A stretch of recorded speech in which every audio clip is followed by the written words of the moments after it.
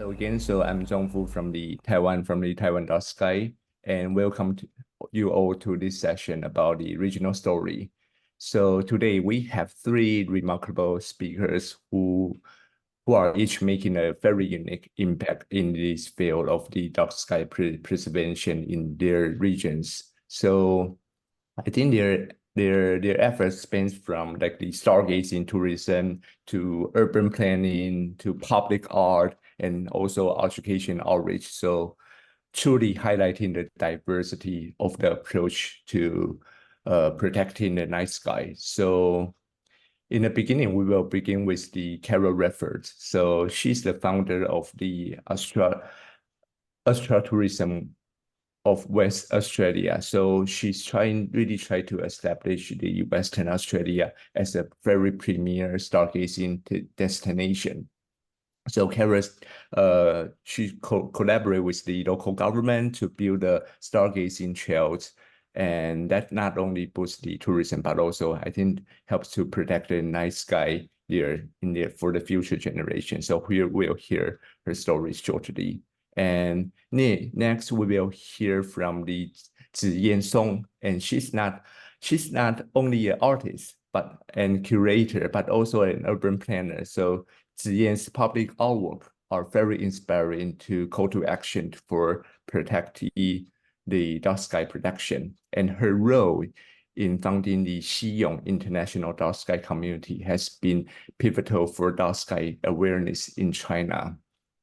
And finally, the Suresh Bhattarai, so he will share his insight from his work as a chair of the Nepal Astronomical Society and also the coordinator for the Dark Sky Nepal. So Suresh he's not only a physicist, but also a passionate advocate, advancing like the astronomy and space science education across the region and various dark sky outreach initiative. So that's the reason I'm really thrilled to have them here with us. And I'm sure their story will inspire us all. So thank you for joining us again. And I think we can dive into this incredible story now. So Carol, do you mind to kick off for us? Yes, I will. Thank you. 1 second. Thank you so much. I'm really excited to be able to share what I've been trying to do in Western Australia to affect some change when it comes to light pollution. And I'll just share my screen now for you so that I can get started on the presentation. I've been trying to leverage dark sky tourism and also some total solar eclipses to reduce light pollution in Western Australia and protect our dark night sky for many decades to come. But I'll start from the beginning, and I'm really an accidental stargazer. I never expected to be doing what I'm doing. I fell into it by accident at a beautiful observatory just north of Perth. It's about a 2-hour drive north of Perth, and it was a fantastic experience. I got to spend many nights under the stars with all types of astronomers, professional and amateur, and Aboriginal astronomers, and learn those stories and the science of the night sky. The two big things that I learnt from my time at this observatory was that first, visitors love the night sky. So it was just fantastic to see their experiences and their genuine awe when we were showing them the night sky. But the second thing I learnt was that light pollution from Perth was creeping ever closer each year. As I said, it's only about 2 hours drive north of Perth, and as our city kept growing and developing, and it still is, the light pollution was coming closer and closer each year. At the same time, we were talking about astronomy in our community and the fact that we had a total solar eclipse coming up. And in our community, we were talking about maybe trying to develop some astronomy-friendly towns so that when this eclipse happened, which was last year, 2023 in April, when the time came, we would have some on-the-ground knowledge and some people who could share not only that event, but also our beautiful night sky with visitors who would come for the total solar eclipse. So I thought that was a really great idea. And so this started my first steps into my project, which is called Astrotourism Towns. And I took a bit of a strategic approach. I decided to head out to see local governments in Western Australia who were working together already on tourism initiatives. And when I first got out there, you know, I showed them this map that we're also familiar with about artificial light pollution around the world. I wanted them to understand how Western Australia was in the global perspective, like in the global context. We're very fortunate. I think one of our main advantages in Western Australia is that Perth is the most isolated capital city on a continent, and about 80% of our population live in that one tiny little spot, and that gives us a huge open area of dark skies to work with. And, you know, when I first approached these local governments and said, you know, hello, I'm Carol. Sometimes, you know, my nickname is Galaxy Girl, and I love stargazing. And I asked them this question: did you know you have a world-class asset above your heads every night, and that people will pay good money to come and experience it? And it was a challenge at the beginning. They were, you know, very sort of skeptical and couldn't quite believe it because, of course, you know, like many who live under dark skies, sometimes can take it for granted. But to their credit, it was quite incredible. And I now work with 18 local governments. It varies between 15 and 18 local governments to do two things. We are promoting dark sky destinations and trying to attract visitors and increase those overnight stays in our regions. But at the same time, with their support and their and that level of collaboration, we're trying to make a difference with reducing light pollution and protecting our dark sky asset. In Western Australia, we have two main forms of light pollution, and they come from our street lights or mining sites. And so my focus this last 6 years so far has been on street lights, but I'll get to that in a moment. We've together, these local governments and I, we've mapped out 50 or more places now. It's fantastic, just dark sky locations for people to visit with their telescopes or binoculars or their, you know, their lovely chair or picnic blanket, so that they can lie back and actually see the Milky Way for how it is meant to be seen. But at the same time, I've been infiltrating these communities at the local level. So every month I communicate with them to build their skills and knowledge, from things like what's up in the night sky to a lot about light pollution, stargazing, dark sky tourism, all sorts of information, because it's important when visitors turn up in these towns that we have, you know, some of our local residents a bit knowledgeable about what to see and what dark sky tourists are actually coming there to see. So, you know, we print newspaper articles in their local newspapers, and I talk to the local school students and all of that, just to keep building that knowledge.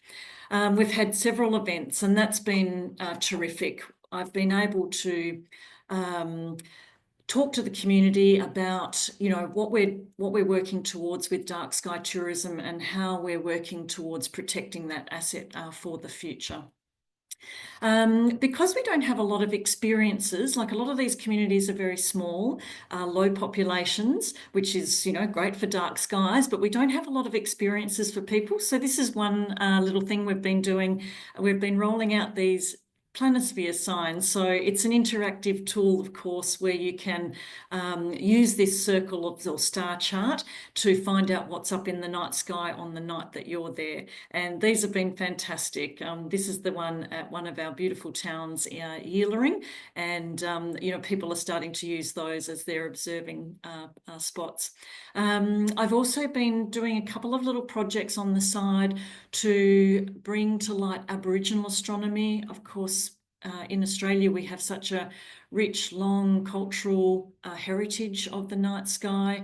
And so these planispheres, we took off all the Roman and Greek mythology and replaced a beautiful story. This is Madeline. She's a UED artist and storyteller here just north of Perth. And we worked with her, the local school, and lots of local community groups actually to bring these planispheres to light. And these are very popular. I can see in the future that Madeline will become an astro tour guide, and she will sit around the campfire with her visitors and tell those visitors the story of her night sky, and they'll have a souvenir to take with them afterwards. And we're all doing this, of course, and we're moving towards that International Dark Sky Place accreditation. My towns that I work with are very well aware of it. We don't have any in Western Australia yet, but we're just starting a few initial inquiries now, which is terrific. So I think over the next 5 years or so, we'll see quite a number of our communities become international dark sky places, which is fantastic. From a state perspective, and I've put up a couple of these QR codes for you because you might find these research documents handy. Our Tourism WA, which is our state government, with that support of local government, they certainly started to see that our night sky is an asset for tourism, and they've added it into their portfolio, which is wonderful, and did some market research, which is just groundbreaking. Nothing else has been done like this in Australia yet, and we have lots of astro enthusiasts there ready to spend money and have experiences. Our state government's Department of Planning has introduced a dark sky and astrotourism position statement. This is like that lighting management plan, and within this document there's a model policy that our local councils are able to adopt. And as we go forward, all of my towns that I'm working with will adopt those policies, and it's really terrific to see that from a state planning perspective. Earlier this year, as I said, my focus has been on getting a streetlight, like a dark sky approved streetlight for our local governments to use in our streets. And I've been working alongside Tristan Simpson. Tristan is from our Department of Biodiversity, Conservation and Attractions. He works with flatback turtles in our far northwest, and of course has some light issues that impact turtle nesting sites along the coast up there. So we've been working alongside each other, and we've got some really significant support from not only my regional towns that I've been working with, but some of our metropolitan councils as well, to the fact that to prove to our main power company, Western Power, that there is enough interest for us to want LED streetlights that are dark sky approved as we go forward and change out from the old technology. So that was just fantastic. And what that support led to was a section in our Western Power's public lighting asset management strategy that recognises that smart LED streetlights and dark sky initiatives are going to influence design into the future. And this was, it's very groundbreaking. I've been trying to open up that door for about 6 years, and I wasn't able to actually be part of the consultation that took place on this management strategy. But Western Power have actually invited myself and Tristan into the consultation that will happen when they review this strategy coming up later this year and into early next year. So the door is opened, and I'm really so pleased. It's taken a long time, and I feel like the ears are open and they're starting to listen and understand more about light and how we can protect our beautiful dark night skies. But as I alluded to earlier, not only astrotourism, but Western Australia, we're very lucky. We have these total solar eclipses. It started last year. In fact, in Western Australia, over this 15 years, we have more total solar eclipses visible in Western Australia than anywhere else in the world, which is quite amazing.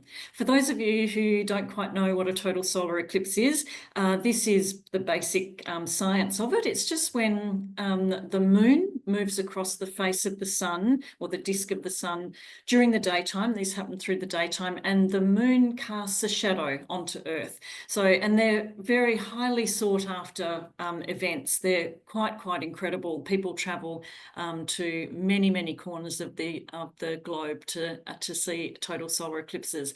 And this was the one last year that we had. It was just grazed a small part of Western Australia, and about 20,000 people headed up to that very remote area to witness that eclipse. And I heard accents from all over the world. It was just amazing, and languages, international languages from all over. It was just wonderful. So we have 3 more coming up in Western Australia. So this one in 2028, up in our far northwest area. And actually it goes right across Australia and across Sydney as well. And then in July 2037, right across the middle of our state, which will be an amazing opportunity for many people to visit those particular areas for eclipses. And then one more in 2038, and this one again cuts right across Western Australia and visits some of our other states in Australia as well. So these total solar eclipses are really important because they're events that put us in the global spotlight. And, you know, there's last year, in the lead up to the eclipse, in fact, in the year leading up to our eclipse last year, I had, you know, interviews with lots of media, including, you know, for us, it's amazing, the New York Times and the American Sky and Telescope magazine. Like, they're opportunities that just don't come along every day. And so over this next time, it'll be important for us to talk about not just the eclipses, but leverage that with, you know, talking about dark sky tourism and why Western Australia is such a great destination to visit to see the Milky Way. And I think I am on my way to making Western Australia the stargazing capital of the world. I set my mission 6 or 7 years ago, and a lot has happened since then. And it always astounds me how much you can achieve working and collaborating with many people, including our beautiful local governments that I've been working with and the likes of Tristan at the Department of Biodiversity. It's been quite the journey. So there you are, and I'm happy to take questions when the panel opens up to questions a little bit later, and I'll stop sharing my screen there. But thank you very much. I'm looking forward to the rest of the presentations. Yeah, thank you, Carol, for those like the inspiring presentation and for your all the work you have done in Western Australia. It's to make it a very beautiful stargazing destination, and I think we are all looking forward to it. So yeah, how about now? Let's try to turn our attention to East Asia. So where the creative approaches to the dark sky advocacy are making an impact. So that's my pleasure to introduce Ziyan Song for her presentation. Oh, I just noticed I didn't mute. I mute myself. So yeah, thank you, Kara, for your inspiring talk. So we will move our attention to East Asia so we can let Ziyan to present her amazing creative approach to protect the dark sky. Oh, thank you for invitation. Let me share my screen first.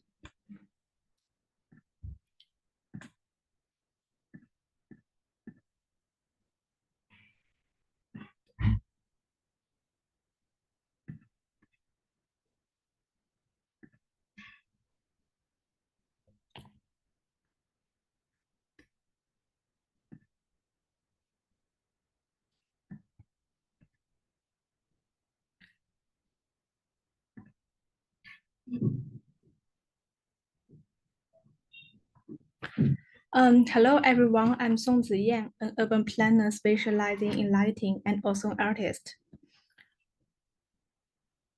With the help of Ruoyu and the Dark Sky International, we have the Xichong International Dark Sky Community. You can see where it is in China and how dark is it. Located in Shenzhen, one of China's most bustling cities, Xichong is just an hour's drive from downtown. While Shenzhen is known for its rapid development and brilliance, our project represents a different kind of miracle, where the starry sky, not city lights, shines. Xichong is a popular seaside resort near a national geological park, where businesses once competed for customers with every brighter lights. We convinced them that the nature could be the real whales. No one comes to swim in winter, but the starry sky will attract consumers, which is the dark sky economy. The Milky Way becomes a bridge between people and nature, benefiting both sides. The Chinese government funded me to create artworks to draw more attention. As an artist, I think of the contemporary art master Joseph Beuys and his theory of social sculpture. Art thus truly realizes its idea of intervening, influencing, and changing society. Who spent 5 years planting 7,000 oak trees in Kassel to express the concept. If the naked eye can see at most 7,000 stars, inspired by him, I dream of filling Shenzhen's night with 7,000 stars in 5 years. That might be my coolest artwork. Before that, today, I'd like to share my past works, offering a new perspective on Xichong's journey. Since ancient times, humanity has drawn inspiration from the stars, promoting civilization development. In ancient China, the concept of round heavens and square earth was a way to understand the world. In 2022, based on the impact of Shenzhen's light pollution on the starry sky and the migratory birds, 2 works were created. The round piece Guanzhong Kuibao, a massive industrial relic, a beer fermentation tank transformed into a telescope. I mean an immersive art installation. Coincidentally, it is almost as big as the Hubble telescope. I invite people to peer through its circular lens to reflect on the relationship between humanity, the cosmos, and the civilization. The entrance is designed as a traditional Chinese moat gate. As people walk inside, they confront the fantasy of predecessors. Its profile: you can enter the tube from the left or look in from the right. So at the back, a portal from a spacecraft offering a glimpse into deep space. The Chinese idiom Guanzhong Kuibao means observing a leopard through a narrow bamboo tube, a metaphor for how limited and small we are as humans trying to grasp the whole universe with telescopes. It also like a really baton passed through generations. 4,000 of years, curiosity and courage have driven us to explore, piecing together the grand puzzle of the universe. I hope future generations continue to be inspired by the starry sky. That's why we protect the dark sky. In the video within the telescope, I imagine the dipole and the star trails as a needle and a record, as if playing 4 seasons song. The journey takes us from the northern to the southern hemisphere starry sky, echoing the age of discovery. The south celestial pole without the south pole star is like an empty window, suggesting that the age of cosmic discovery is just beginning. In the final scene, a hand holds a glass bead to fill the void. Inside is a pillar of creation, a hand-shaped nebula. I think of the creation of Adam, a spatial touch. Shenzhen lies on one of the world's most important bird migration routes. The square Earth, later land, addresses the impact of light pollution on migratory birds.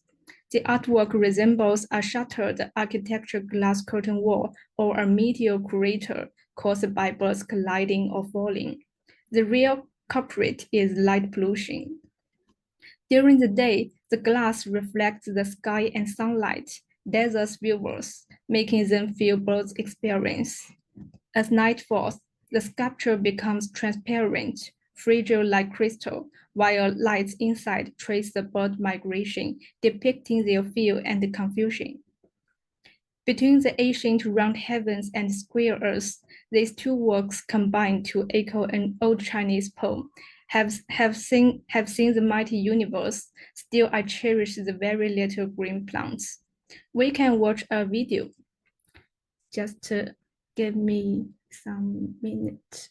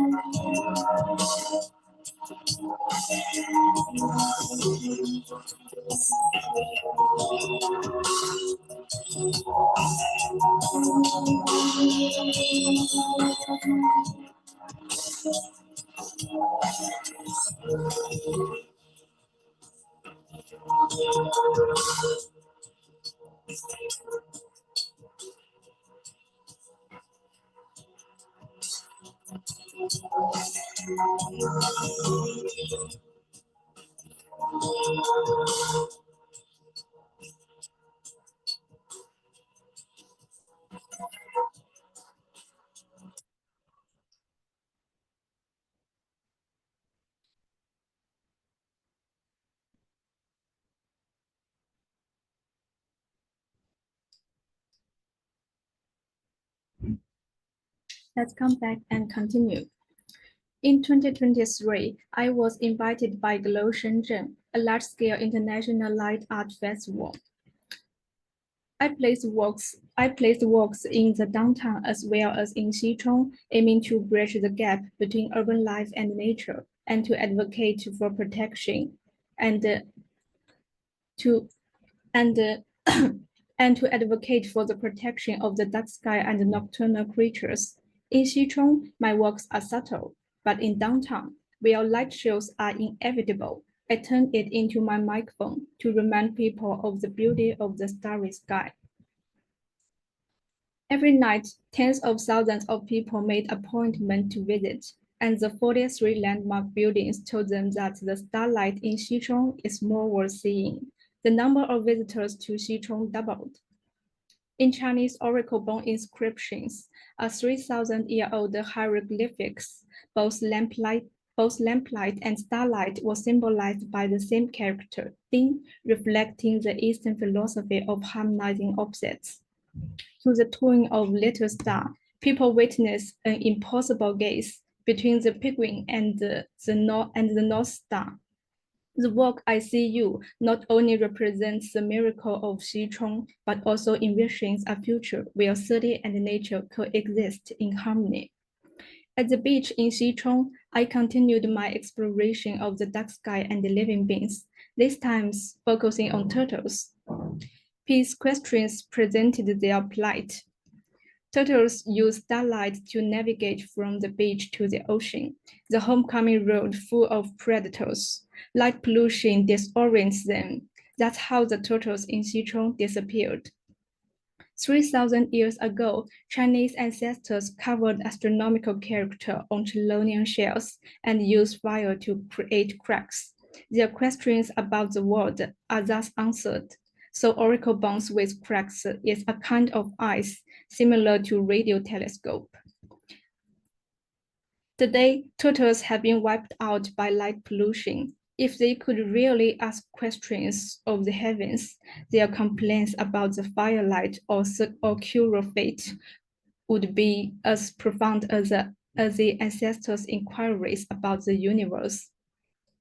I placed the oracle bones on the beach, resembling the fossils of young turtles, while backs float on the sea like parents who can't wait for their kids. What connects them is the umbilical cord. The firelight never goes out.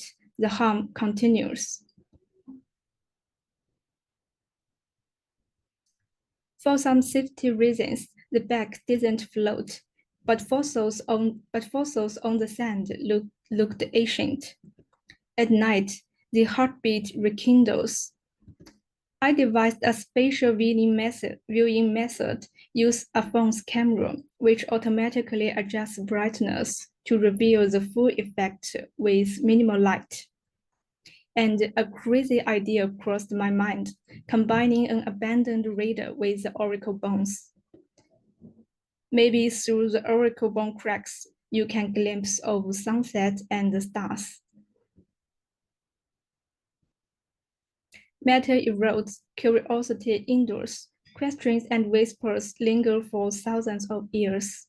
Maybe a double vision of Eastern ancestors and modern science, where ancient oracle bones and the erasable telescope both sought to capture the elusive message of the universe. Whisper is a 150-meter-long piece of land art. I wrote a braille message in the sand. When was the last time you stargaze? The wave touched and read the Earth's silent question. Later, it was arranged into a Zen saying, clean and polish frequently, let no dust alight, remind people not to obscure the stars. With mountain, Orion, or UFO. People perceive beach by touch, and braille is read by touch too. In Eastern philosophy, the universe is as vast as grains of sand in the Ganges. Xichong's red tide, we call it blue tears. And the feeling of glare and blindness, all of them flow into my artwork. Even stick your head in, get into the insect view, Day is also night. Extended view of the universe. Questions and Whisper are now part of the collection at Shapoto National Nature Reserve in the Ningxia Desert. It is also called the hometown of stars, their star hotel. We can watch another video.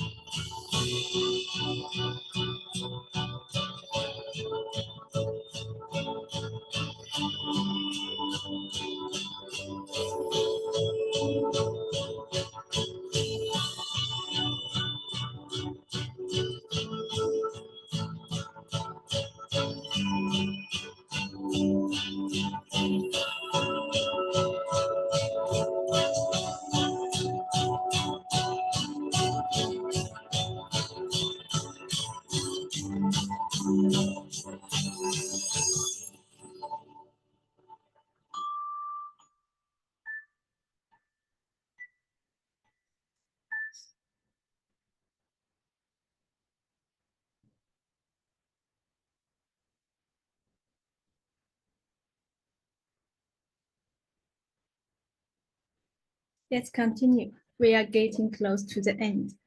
Next month, I will be in Shenzhen with a team of world lighting master Mandy Kauru to host an event, Lighting Detectives. We will create artwork for Glow Shenzhen with the theme of art protection. And this year, I designed a product for the Beijing Planetarium. I found that it's usually fathers who take their sons to the planetarium, and they also like football. The title is full of Chinese philosophy. A 1,000-mile trip begins with one step. Maybe the fabric, needle, and thread used to sew the football came from the 88 constellations. I'm designing. It should be possible. I remember watching the World Cup with my father when he told me the ball is round, meaning anything is possible. It gives me the courage to create impossible miracles, including Sichuan. I think football, astronomy, and life are similar. They require a bit of luck, but those with patience are more likely to witness miracles. There is always a glimmer of hope hanging on the horizon of a long night. And once you enter through the narrow gate, life can shine like the Milky Way. That's all. Thank you.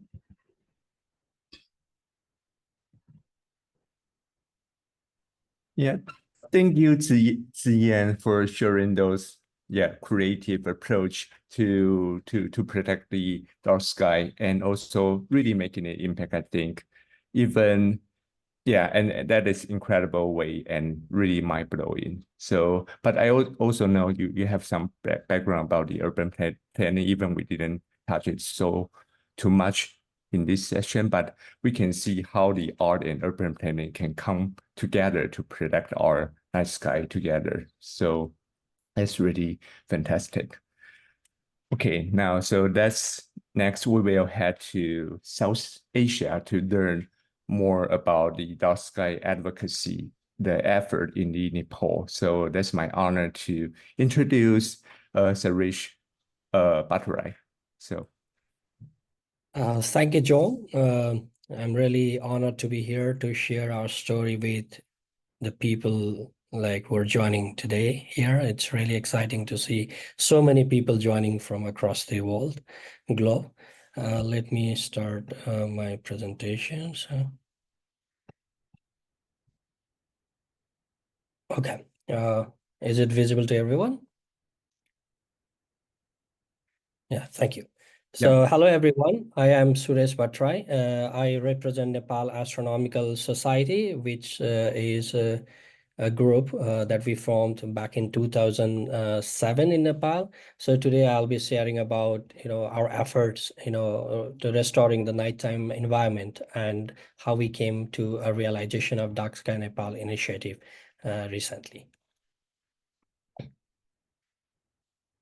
So let me introduce about NASHO first, because many of you may not have heard about it before. So it was established in 2007, and today it expands around the globe with about 600 members from different levels: scientists, researchers, graduate students, undergraduate students, high school teachers and students, and of course, professional people interested in astronomy and space science.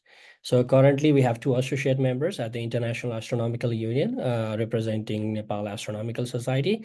And today, thousands of Nepali students learn about us at their textbook of class 9, they call Science and Technology in Nepal. So from the journey of small group in the textbook to the schools, this is our quick, overview of what we have done in past. And in a big picture, how we are collectively putting our effort to amplify our work. So we are hosting this Office of Astronomy for Outreach Office.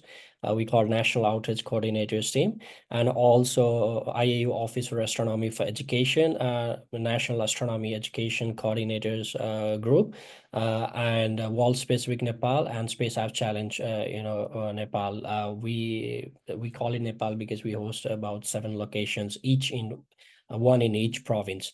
And collectively, all the efforts that we are doing in those different groups, besides our regular work at Nepal Astronomical Society, we are putting together them to have more amplified, coordinated, effort to preserve our dark sky. So, and recently, after the COVID, we also opened this Office of Astronomy for Education, Node Nepal. we call it Nepal to the world, because this office has a mandate to work globally, supported by Nepal Astronomical Society. So this office is basically hosted at by Nepal Astronomical Society and independently working through coordination with the head office in Germany around the globe, especially teachers training, citizen science project in low-tech environment, and also the astronomy Olympiad. So in all this scenario, what we are doing is we are putting the content of dark sky, content of the urgency of protecting our night sky environment, and the life, of course, because when we say life, that everything depends on light. Even if we need sleep, like other nocturnal animals, also the other animals which who need to sleep at night. And Dark Sky Nepal was recently introduced in February 2024 this year. So we are the 25th country joining the Dark Sky International and third from the SAARC as we dig into the information. And we are very proud to host this to amplify our work. So how do we work? So our approach is to educate, to conserve, and to promote. This is a cyclic process. So our activities are always revolving around these parameters. Whenever we go to the community outreach or educational activities in Nepal, and also working with other partners across the globe.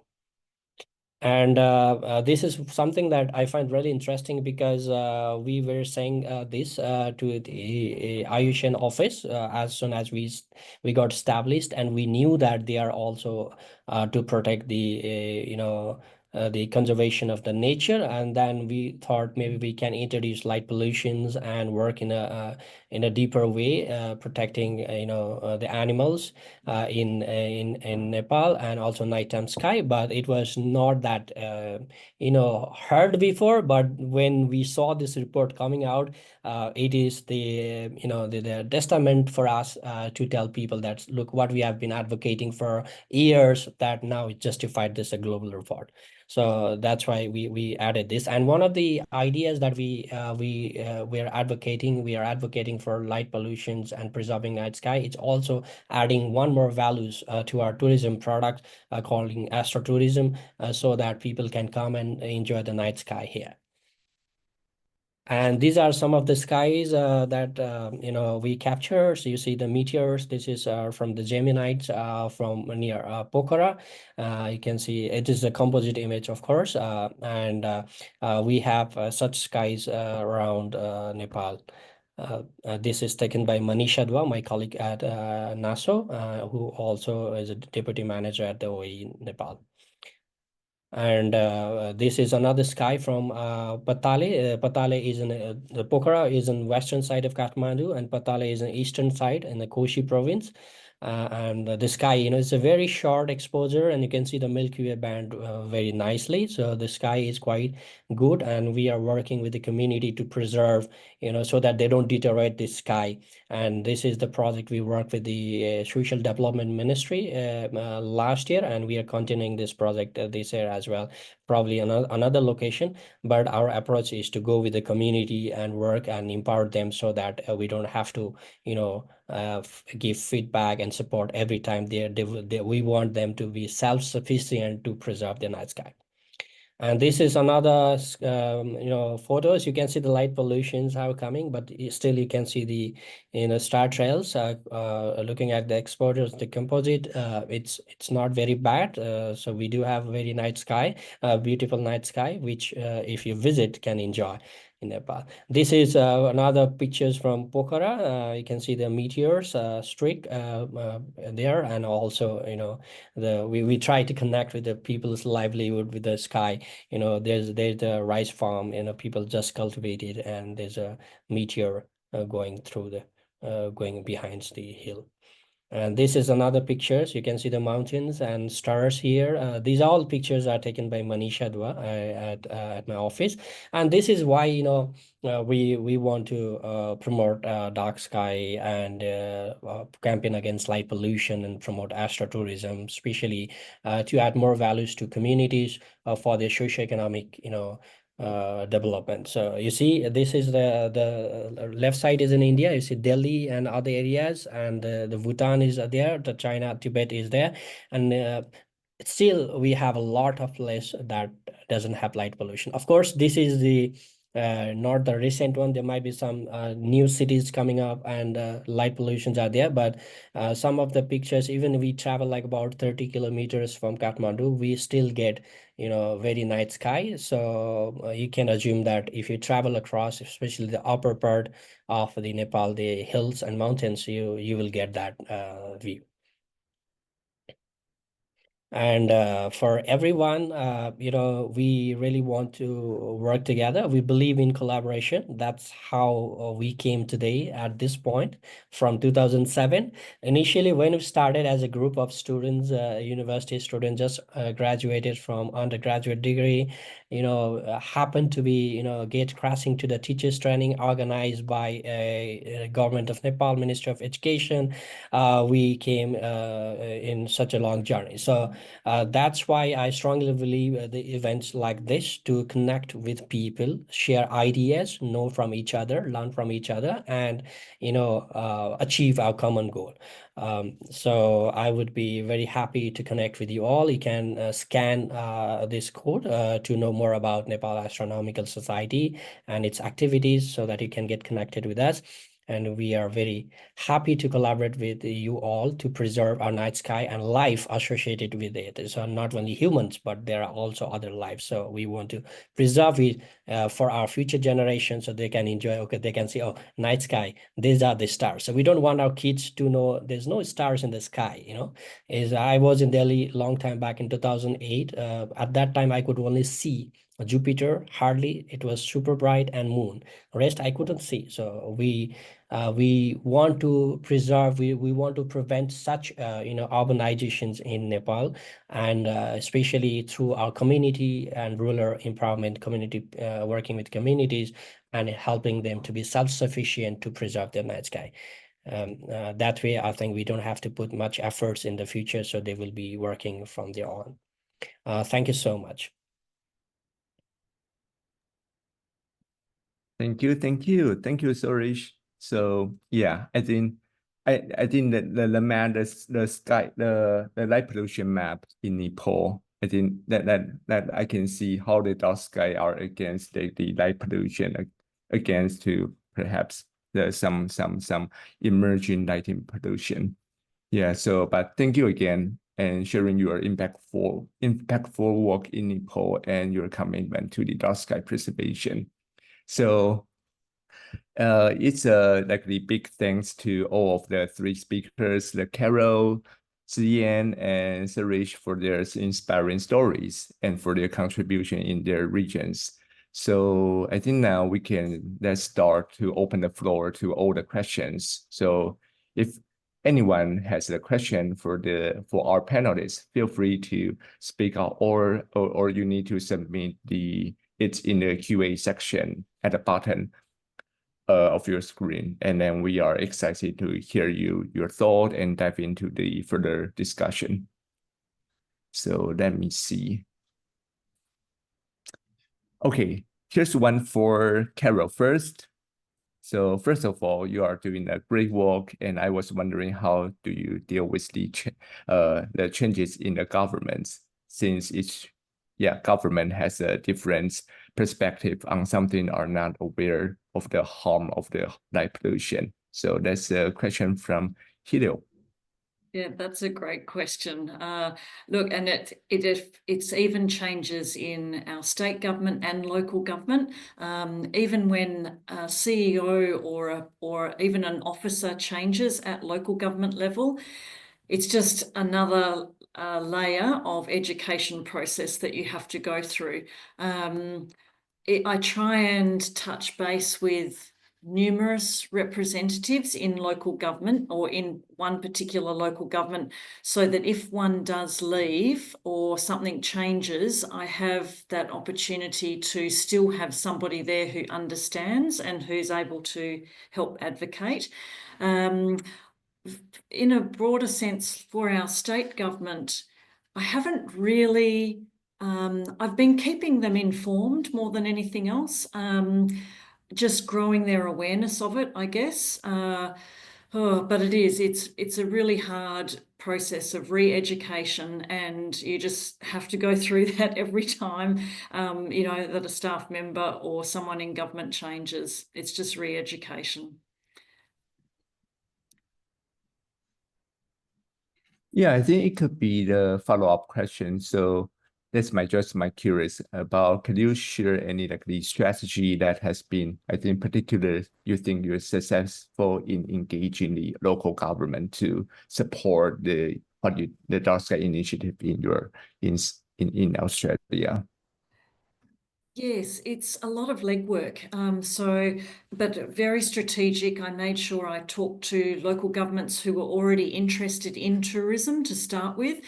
Some of our local governments don't see tourism as part of their economic or social fabric of their communities. So making sure that I went to groups of them. So the two main ones I went to, for instance, the one in our wildflower country, there are 8 local governments working together on wildflower tourism. And so this was, something that they could add into their offering for visitors. And it's a little bit of insurance for them as well. If it doesn't rain here in Western Australia and the wildflower season isn't so good, that part of tourism disappears for them. So having dark sky tourism as this extra opportunity really gives them something to still keep, to have to offer to visitors, just so that the whole year of visitation doesn't disappear. So that was really important. But then also there's that level of talking to the community as well, and making sure the community is engaged with the whole process as it goes along.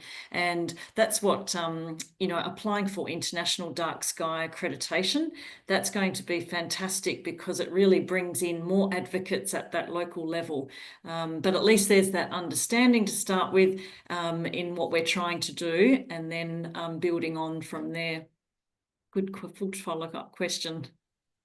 Yeah, thank you for sharing, Carol. I think we just need to team up together. Yeah, and that's the powerful approach. Yeah, thank you for sharing. And I think the follow-up question is for Ken. From Ken, I think it's a very tricky one. It's a question for Sarish. So how do you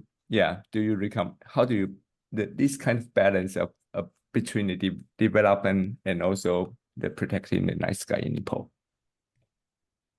Thank you for the question. It's pretty challenging, I would say.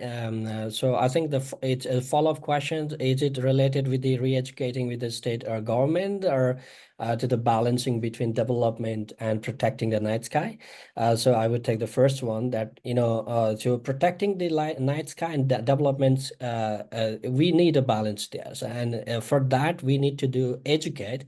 So every time we say it like educating, re-educating, as Carol also explained earlier, that we need to educate, re-educate. And you see, we put that as a heart of all our activities. That's why we hosted this Office of Astronomy for Education, which has a global mandate, not only to work in Nepal, so that we can, work with the communities across the globe, doing this. So we focus on education, and also we went down to the schools. So you see that we are into the textbook, and we are working with teachers. We are working with students directly, and also the parents, to see, when we work directly to the teachers, we want to make sure that whether the information and the knowledge have been propagated to the students or not, in a way that we want to be there.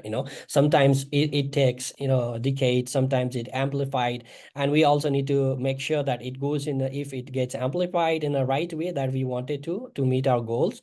So we put that in the heart of the, at the heart, this education, and for balancing, yes, we need to do that,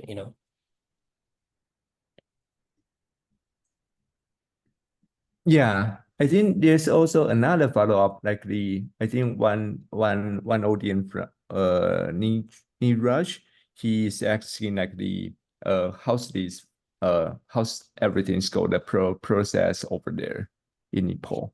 Okay, so I guess it's how is the process over there means it's doing the activities, or if I get more leads to each questions, then I can make it more clear. Neeraj, can you write more about your questions? It's in a process. Our process It's a is bit, going to the community. Our process, working with the government, collaborating with them. Our process of designing our approach, to approach them. It was a bit not clear. So it will yeah. be great. Then how about, I'm just curious, how about the community strategy you found like the most effective in education community about the light pollution? Because Okay. people want developing. Yeah. Mhm. So yes, thank you for clarifying. It's basically, our approach is to make them self-aware, self-sufficient, and self-empowered. So these are our, strategies, and up to that point, we need to give them feedbacks, support, probably the resources as possible. But rather than giving more resources, we help them to identify their resources around so that they will be self-sufficient soon. If we feed resources to them, probably the resources is coming from outside, not from their own communities, right? So when the resources stop coming, then they may not be able to do what they are doing immediately. So our community, our strength, our strategies to help them realize the resources. That's why we call low-tech environment. Why we are promoting this low-tech environment activities, working with local materials, local people, is that to make them self-sufficient, self-resourceful, so that they will be, working in that directions for a long run.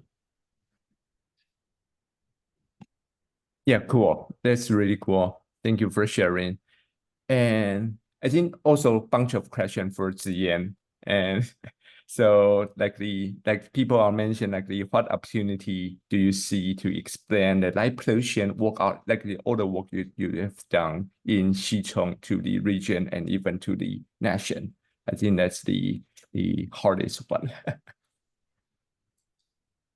It's a question from Ruskin. 我用中文来回答。这个 Okay. 问题确实很难。在中国，这些在中国去保护暗夜天空是需要和政府有很密切的合作，我们需要得到政府的帮助，不管是资金还是政策还是人员。我的城市规划师的身份对解决这个问题会提供一定的帮助。因为我有机会直接和政府的人员来接触，并且去详细的说服他们，危害有哪些，以及好处有哪些，以及可以带来的经济发展或者文化优势有哪些。所以我觉得还是需要和政策的制定者或者城市的管理者有机会密切的沟通，我们才有办法一起去寻找解决问题的方法。Yeah. 谢谢 Ziyan. Thank you, Ziyan. And I think everyone can open there's a magic function in the Zoom can do the translation stuff. So that's awesome. So yeah, and how about there's also some audience asking is all the artwork on the beach, I think it's about the 海龟的那一个. Is it temporary or art or is a permanent one? 它是一个临时性的艺术装置，展是的。出了3个月的时间，然后它现在被迁移到中国的宁夏的国家级保护区去做永久的展出，但他们还在布置当中，所以说我也不知道它什么时候可以再次展出，但是它从海滩走到了沙漠，从最潮湿的地方走到了最干燥的地方，很有意思。我们应该还会有机会再见到它的。Yeah, 是，要不然就真的太可惜了。Yeah, I think Ziyan just mentioned it.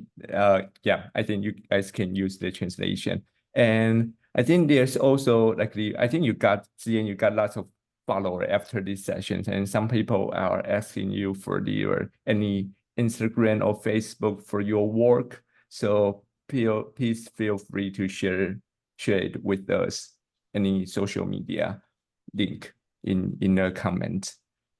And I think that also Ruskin also pointed out a question to Carol, like you mentioned like the mining stuff. The mining is growing industrially around the world, and especially in Australia. So driven in this part of the move to the renewable industry, the ESG stuff, largely in remote dark sky location. What advice you have about working with this sector?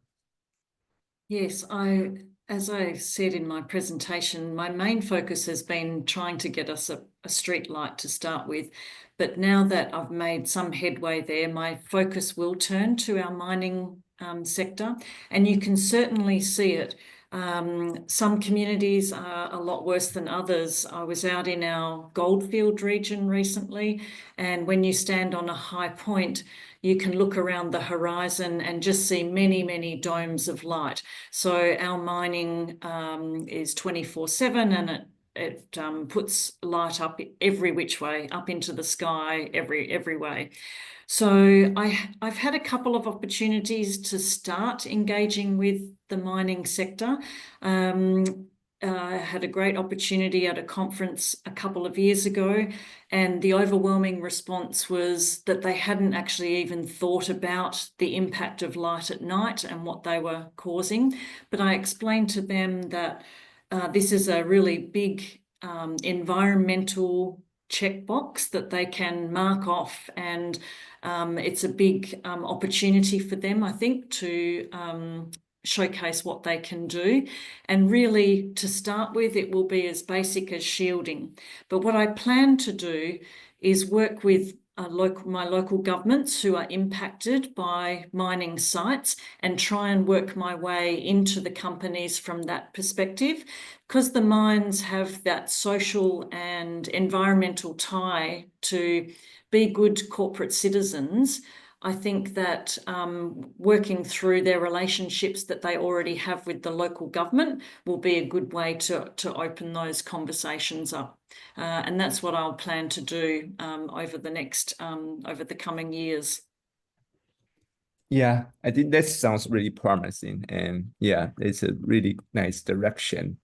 And also a question from Geraldine. I think she's wondering like what are the streetlights that you have gotten approved through the energy company? Yeah. Yes, nothing yet. But the big thing is that they have recognised that they don't have a dark sky approved fixture for our street lights. So that's the really important thing. And they know that because there is this interest in dark sky tourism and protecting that asset of the night sky, they know that they're going to have to provide something in the future. And so this is why they've invited myself and Tristan from our Department of Biodiversity into the conversation, this next conversation that they will have with, with the public about their assets and their management plan for those assets. Yes, so we don't have anything yet. Our Western Power, they've been procuring their street lights from Signify, which was the old Philips company, and they go through that tender process on a regular basis. So I think this year, when they're going out to tender, they are asking for a street light that will protect the nighttime environment, and that they will be then able to offer to their customers, which is good. We're sort of fortunate in Western Australia. We only have two power companies, our Western Power, which operates across the south of our state, and we have Horizon Power in the north. But Horizon Power buy or purchase their streetlights through Western Power. So if we can make that change at Western Power, then it will flow on to other communities in the rest of our state, which is good. But nothing yet. Soon. But Very it's soon. still, yeah, it's still like sounds promising, and I think really looking forward to all the things happening in the future in Western Australia. Yeah. Thank you. Yeah. Anyone have the further question? It's the best opportunity for you guys. Yeah, we got a really diverse talk in this session. I have a question for Suresh, if that's okay. Sure. Suresh, I was looking at that map of you're so close to India and on that border with so much light pollution coming from India. And I recognise there's something similar in our goldfields where I work with one of my local governments who are right next door to a bigger town called Kalgoorlie. And so their light affects Menzies.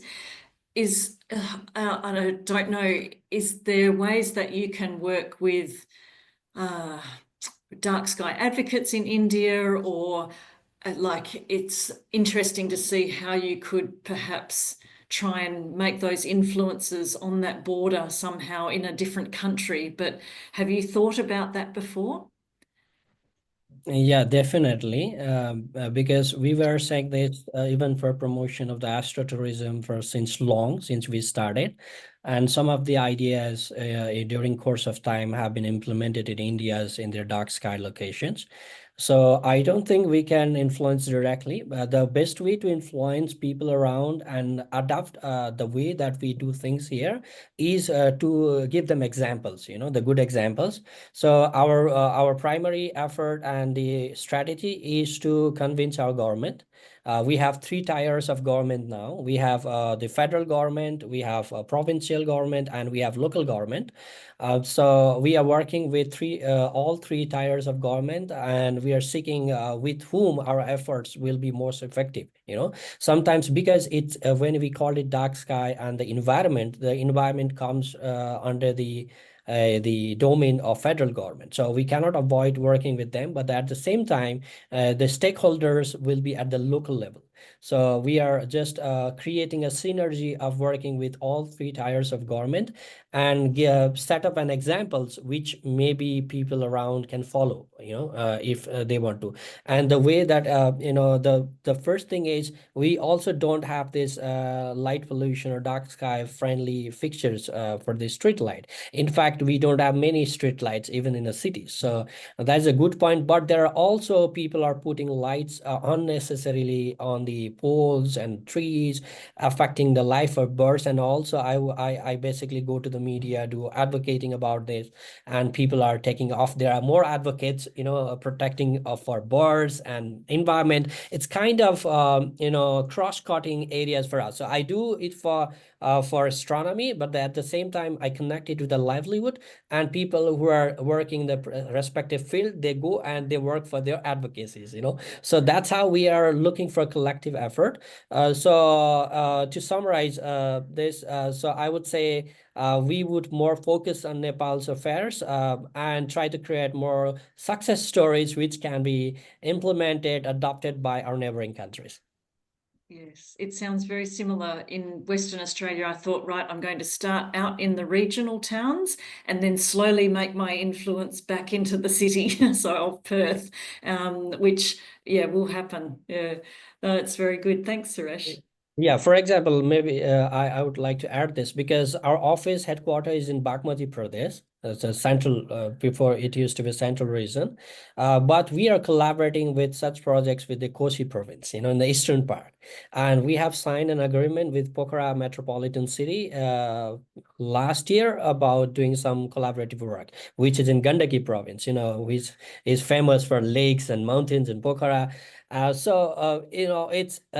It's a good idea that to go to other, because if there are different tiers of government, it's good idea to catch up with some who are really understanding and who are ready to work with it. Probably these cities and government might be, they have some programs, but they are looking for some programs, but they don't have really to do that, to be first or visible among themselves, because we have 753 local governments, so we can catch up with any government because they want to be at first frontiers to promote such initiatives, saying, okay, we are first, like that. So provincial, for now, we see that the Koshi province is coming on the frontiers of being more visible among our 7 provinces. We have 7 provinces, and recently we have heard about some communications, not directly, but there are some communications going on in our Karnali province. I visited once there, give talk as well, and there are 3 we are closely working with, the Koshi, Gandaki, and Karnali at the moment.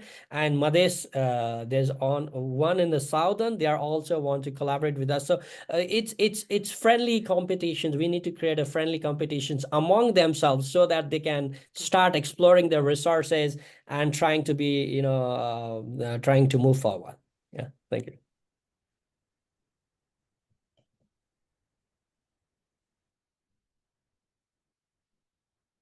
Yeah, over to you, Carol.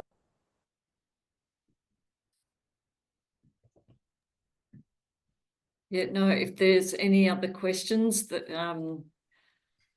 I see that, somebody, Leanne has said that there's a lot of electric power and lighting on the outskirts of where she is. And yeah, how do you talk to those larger organisations? It's hard finding the right person to talk to start with, and making those inroads there.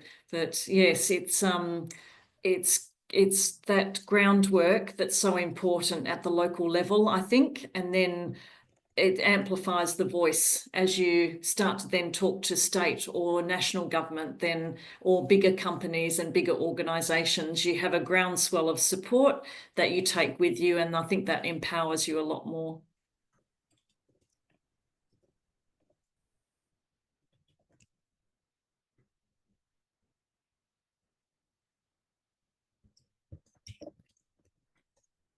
Oh, yeah, I think more question come in. So yeah, Ziyan, do you have some people mentioned, do you have any links to the urban planning work you have been done? I think there's a bunch of things I look it up. Yeah, that is amazing. Would you mind to share with us a little bit? And 我没有更多想要分享的了。sure. Yeah. Or feel,也可以 feel free to share with us some links for perhaps the Xizhong community, or yeah, etc. And also Ruskin was asking me as a from Taiwan, so some opportunity in Taiwan to advance responsible lighting. I'm not sure which one is referring to this kind of responsible lighting, but in Taiwan, I think like the Suresh mentioned, I think, or Carol, what we are doing is like the piloting the project and showing the possibility of how can it be. But in Taiwan, we also, I think it's a carrot and sticks using to drive this society forward or advance. So I think the carrot is really show how good the dark sky is, and showing that we want to protect the dark sky. I think the work like the Ziyan done is really attractive and really mind blowing, and really can do toward that direction. But with the sticks one, what we are doing in Taiwan is trying to define the light pollution. What is really the light pollution can affect the human being and the older ecosystem, likely to the moth, to the birds, and we are trying to establish a standard way to measure the light pollution, to really get it to the local law. So that's also the stick we are working with the EPA in Taiwan now. So that's if we got more time, I think we can share some progress on that further. Yeah. And yeah, I think pretty much we are close to the end. And I think, yeah, thank you for all our speakers, like the Carol and Ziyan and Suresh. I think I learned so much from your insight, and yeah, that's really valuable and experience. So I think those were really actually truly highlighted how the diverse and how creative approach we can do to the dark sky advocacy across different regions. I think the collaboration matter, how we work with different stakeholder, like the 4P partnership from the private to public to public, and yeah, I think that's truly the takeaway things, and join the idea and the idea we can come up with some pilot project to show people how the wonder of the dark sky. So yeah, I think thank you all and everyone here for your active participating and thoughtful question. As we wrap up this session, I would like to remind everyone that I think it's the engagement workshop session will begin, I think, in about 15 minutes or 20 minutes. So that would be a fantastic opportunity to dive deeper and connect with the fellow advocates and of the protecting the dark sky. So yeah, so we are looking forward to seeing you there. So thank you again, and enjoy the short break before the next section. Thank you, guys.